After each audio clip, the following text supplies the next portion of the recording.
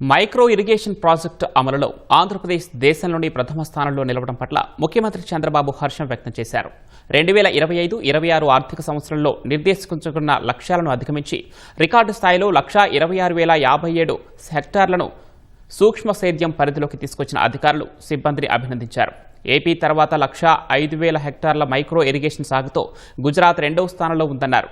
ప్రతి నీటి బొట్టును సద్వినియోగం చేసుకోవాలన్న ప్రభుత్వ సంకల్పాన్ని క్షేత్రస్థాయిలోకి తీసుకువెళ్లి ఏపీని దేశంలోనే అగ్రగామిగా నిలిపేందుకు అధికారులు చేసిన కృషిని సీఎం కొనియాడారు. ఈ పథకాన్ని వినియోగించుకుంటున్న 108,143 మంది రైతులకు శుభాకాంక్షలు తెలిపారు.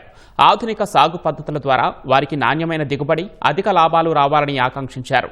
డ్రిప్, స్ప్రింక్లర్ పద్ధతులు అవలంబిస్తున్న రైతులకు నీటి పొదుపుతో పాటు సాగు ఖర్చు తగ్గి ఆర్థికంగా నిలదొక్కుంటారని ఆశాభావం వ్యక్తం చేశారు.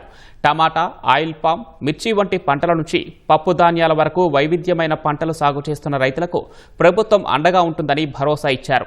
మైక్రో ఇరిగేషన్ ప్రాజెక్టు అమల్లో భాగంగా 1,030 కోట్ల మేర సబ్సిడీని రైతులకు అందించామన్నారు. అర్హులైన ప్రతి రైతుకు సకాలంలో సబ్సిడీ అందేలా చూడాలని ఆదేశించారు.